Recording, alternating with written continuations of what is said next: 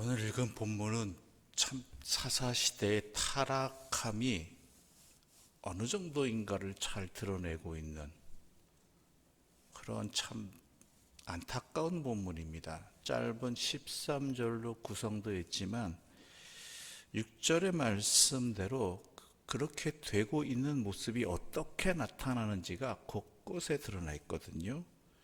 6절 우리가 함께 읽어볼까요? 6절입니다. 그때는 이스라엘에 왕이 없었으므로 사람마다 자기 소견에 옳은 대로 행하였더라. 사사시대를 상징하는 대표적인 구절이 바로 이 구절이죠. 왕이 없었으므로 사람마다 자기 소견에 옳은 대로 행했다라는 것은 엉망진창이라는 이야기입니다. 그것이 어떻게 나타나느냐? 오늘 바로 미가라는 사람의 집안에서 벌어진 일들을 통해서 사사시대의 타락한 모습을 우리는 살펴볼 수 있습니다. 에브라임 산지에 살던 미가 가족에게 어머니가 있었죠. 어머니가 상당히 많은 돈을 가졌던 것 같습니다. 그러다가 은 1100세겔을 잃어버렸다고 오늘 본문은 기록되어 있죠. 그래서 어머니가 저주합니다. 자신의 이 은을 훔쳐간 사람을 매우 저주하죠. 하나님께서 심판하시기를 이런 식으로 저주를 했겠죠. 그런데 그 돈에 손을 댄 사람이 누구냐면은 아들 미가였던 것이죠. 아들이 훔쳐간 것입니다. 그래서 미가는 어머니의 저주가 자신에게 미칠 것이 두려워서 어머니에게 그걸 돌려드립니다. 그러자 또 어머니는 자신의 저주가 아들에게 미치지 아니하도록, 이미 자기가 말했잖아요. 훔쳐간 사람이 하나님의 저주를 받을 것이라고. 그러니까 은 200세겔을 하나님께 드리기로 아들과 함께 결정을 합니다. 근데 이 아들이 어떻게 하냐면 어머니와 함께 있겠죠.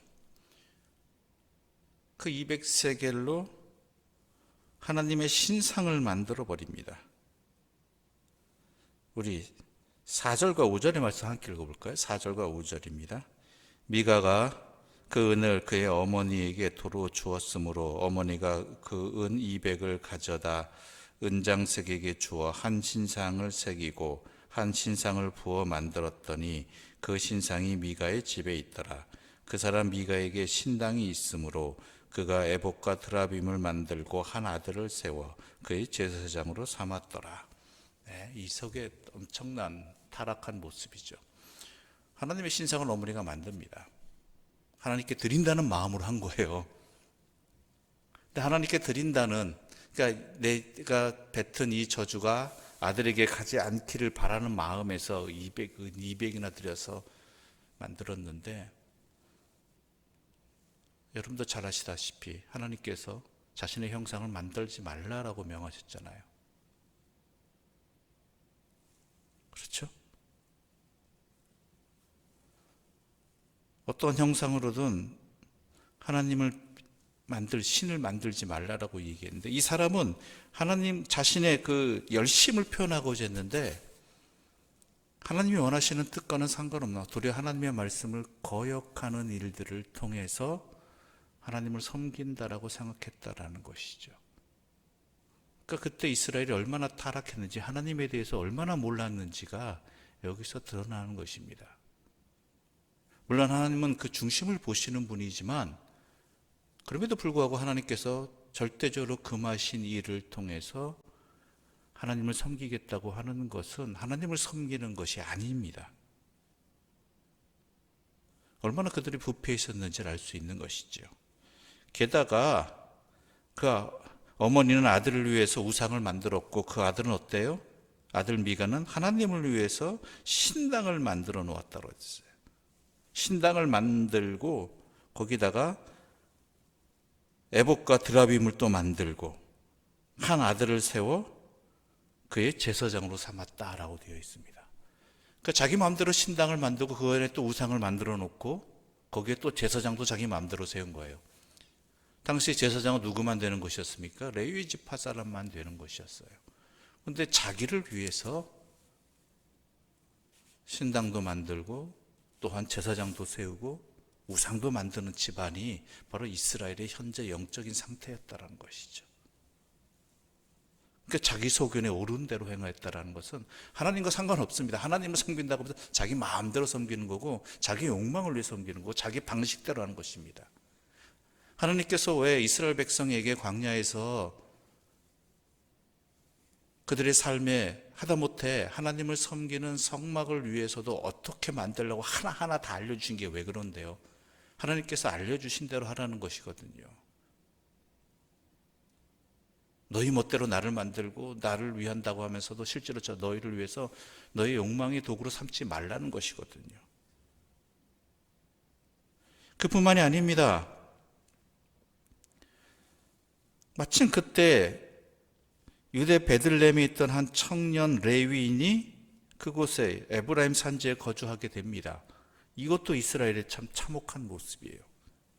여러분도 잘 아시다시피 레위인은 땅을 별도로 분배받지 않고 도피성 6개를 포함해서 다른 지파 땅에 총 48개의 성읍을 거주지로 분배받았지 않습니까? 그래서 그곳에 거주하도록 그 정해진 땅에 각 지파별로 분배하도록 되어 있는데 베들레헴에서 거주해야 되는 레위인 청년이 에브라임 산층까지 왔다라는 것이죠. 이것은 왜 그러느냐를 생각해 봐야 되는 것이죠. 이게 안 지켜졌다는 얘기예요. 이 당시 사사시대. 분명히 하나님께서 레위인들이 각 지파별로 정해진 땅에 그들이 분배한 땅이 하나님께 정하신 땅이 있으면서 그 지파들을 위해 섬기도록 허락하셨는데 그것들이 안 지켜지니까 먹고 살 길이 없으니까 베들레헴에 있는 청년 레위인이 에브라임 산지까지 떠돌아다니는 그러한 지경까지 그 땅이 타락했다는 이야기인 것입니다.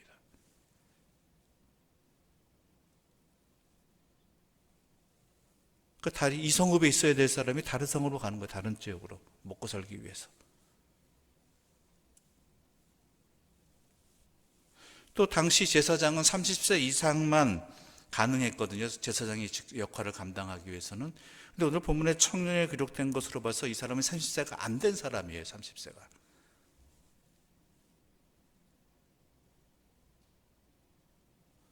그럼에도 불구하고 미가는 이렇게 말합니다.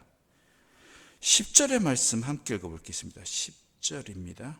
10절과 11절까지 함께 읽어볼까요? 미가가 그에게 이르되 내가 나와 함께 거주하며 나를 위하여 아버지와 제사장이 되라. 내가 해마다 은열과 의복 한 벌과 먹을 것을 주리라 하므로 그 레위인이 들어갔더라. 그 레위인이 그 사람과 함께 거주하기를 만족하게 생각했으니 이는 그 청년이 미가의 아들 중 하나같이 됨이라. 잘 읽으셨습니까? 제사장으로 삼는데요 30이 안 된 하나님이 정하신 그러한 연령도 아닌 사람을 자기를 위한 세우신 산당에 그 구색을 갖추기 위해서 레위인, 그러니까 자기도 이제 제사장을 아무나 세운 것에 대한 어떠한 그 약점을 갖고 있었던 것이 안타까운 점을. 그래서 레위인을 세우지만 근데 이 청년, 자격이 안 되는 청년을 세우면서 뭐라고 얘기하면 나를 위해라고 해서 나를 위하여. 즉 신상을 세운 것도 만든 것도 산당이 있는 것도 또한 이 레위인을 자격도 안 되는 레위인을 제사장으로 삼은 것도 무엇 때문에요? 하나님을 위해서가 아니에요. 자기를 위해서.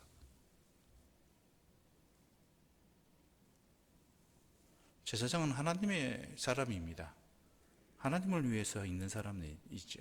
물론 백성을 위해서도 있지만 엄밀히 말해서 그 먼저는 하나님을 섬기는 사람입니다. 그런데 그 제사장도 자기를 위해서 세웠다라는 것이죠.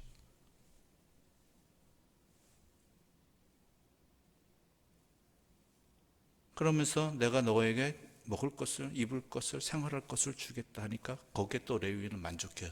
자기가 자격이 되지 않는 사람에도 불구하고 또 어때요? 분명히 하나님을 위해서가 아니라 미가를 위한 제사장임에도 불구하고 그 먹을 것과 입을 것과 생활할 것이 만족함으로 거기에 만족했다라는 것이죠. 대우받는 것에. 이스라엘 지금 현재의 모습입니다. 타락한 모습이라는 것이죠.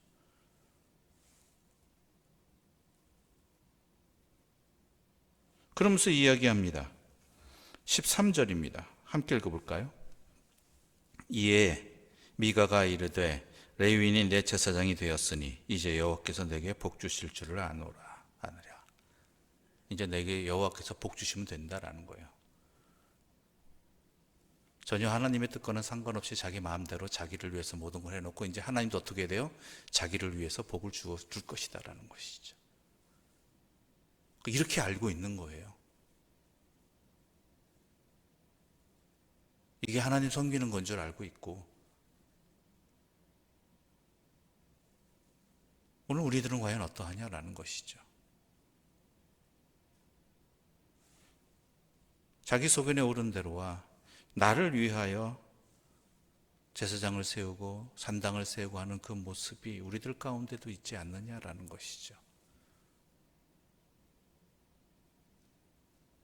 내가 하나님께 나아가는 것이 아니라 하나님이 나에게 다가오기를, 물론 우리 하나님은 다가오시는 분이지만 거기에는 내 뜻대로, 내 소망대로, 내 야망대로, 내 목적대로 나를 위한 하나님이 되기를 바라고 있는 것은 아니냐라는 것이죠.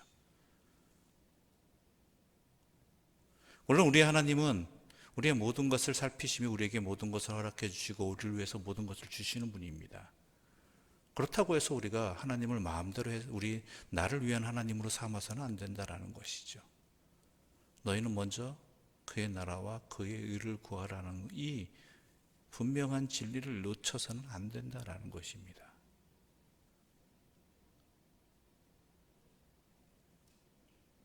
하나님은 그리하실지라도 우리도 하나님을 그렇게 대해서는 안 된다라는 것이죠.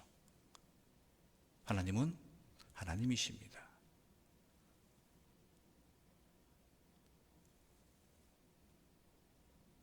은연중에 우리 안에 이러한 신앙이 있습니다. 이것이 신앙이라고 생각하고 있습니다. 그러기 위해서 또한 교회도 존재하고 목사도 존재하고 또 신앙인도 존재한다라고 생각을 합니다. 나를 위해서 아닙니다. 하나님을 위해서입니다. 오직 우리는 하나님의 은혜 가운데 살아가는 사람이고 하나님만을 섬기는 사람이라는 것이지요. 그런 분명한 의식을 가지고 신앙을 가지고 있어야지 다른 사람도 그렇게 신앙생활을 할 수 있도록 도울 수 있는 것이고 또한 회복시킬 수 있는 것 아니겠습니까? 사사시대를 우리는 성경의 역사 속에서 타락한 대표적인 시대로 보고 있습니다. 바로 오늘 본문의 이 모습을 보면서 우리 또한 이들과 다를 바 없다라는 안타까운 심정이 드는 것은, 판단이 되는 것은 참 그런 일이 노파심이었기를 간절히 바라는 마음으로 연결되어집니다. 오늘 하나님께서는 이 말씀 우리에게 들려주셨습니다. 우리 여러분 각자의 마음판에 새기고 우리가 과연 내 신앙의 자리는 내가 신앙이라고 생각했던 것이 과연 하나님 앞에서 맞는 것인지 다시 한번 잘 살펴보고 하나님을 향한 진정한 믿음의 삶을 살아갈 수 있는, 길을 걸어갈 수 있는 주님의 사람들 되시기를 간절히 소망합니다. 바라기는 참 어려운 본문입니다. 어렵다는 것이 이해되기가 어렵다는 것이 아니라 우리가 그렇게 익숙해져 있기 때문일 수도 있습니다. 이 미가의 집안이 이렇게 된 것이 미가가 집안이 악해서가 아니라 당시에 사람들이 그것이 신앙이라고 생각했고 그렇게도 된다라고 생각했던 그러한 시대였기 때문일 수 있습니다. 아니 그렇기 때문이지요. 우리 또한 그러한 시대 속에서 그러한 신앙생활을 해왔다라는 것 우리가 분명히 제대로 알고 제대로 신앙을 하나님 말씀 앞에서 또한 이 본문을 반면교사로 삼아서 우리가 우리의 신앙의 자리를 다시 한번 주님 앞에 구할 수 있는, 우리가 하나님께 지혜를 구한다면, 우리를 또 올바로 이끌어 주시기를 바란다면 하나님께서는 우리에게 아끼지 아니하시고 풍족한 성령의 은혜로 우리를 인도해 주실 것이고 돌이킬 수 있는 힘도 주실 것입니다. 기도드리겠습니다. 하나님 아버지 감사합니다. 미가의 모습을 통해서 사사시대의 모습을 보게 되고 우리의 모습을 적나라하게 보여주셔서 참 힘들고 어렵지만 감사합니다. 하나님을 위한다고 말을 하지만 결국은 자기 만족을 위해서 모든 것을 계획하고 자기의 방식대로 이뤄가는 미가의 모습이 우리의 모습이었고 또한 우리의 교회의 모습이기도 하였습니다. 이 땅의 교회가 하나님을 위하기보다는 자기를 위한 것, 또한 때로는 교회만을 위한 것으로 마치 그것이 신앙생활 제대로 하는 것인 양 그렇게 착각하기도 하고 호도하기도 하고 그렇게 행하기도 하였습니다. 그런 우리들을 불쌍히 여기셔서 주의 말씀으로, 주의 말씀의 거울로 바로 보게 해주시고 또한 내가 너와 함께 있다라고 말씀해 주시며 돌이킬 수 있도록 능력도 주심도 알려주셔서 감사합니다. 자기를 위한 것이 아니라 오직 하나님을 위한 신앙을 갖게 해주시고 또는 하나님께서 말씀하신 대로 행하는 진리의 길을 걸어가게 하여 주시옵소서. 그럴 수 있도록 성령께서 우리를 붙들어 주시고 인도해 주시고 또한 능력을 더하여 주시옵소서. 예수님의 이름으로 기도드립니다. 아멘. 하늘에 계신 우리 아버지, 아버지의 이름을 거룩하게 하시며 아버지의 나라가 오게 하시며 아버지의 뜻이 하늘에서와 같이 땅에서도 이루어지게 하소서. 오늘 우리에게 일용할 양식을 주시고 우리가 우리에게 잘못한 사람을 용서하여 준 것 같이 우리 죄를 용서하여 주시고 우리를 시험에 빠지지 않게 하시고 악에서 구하소서.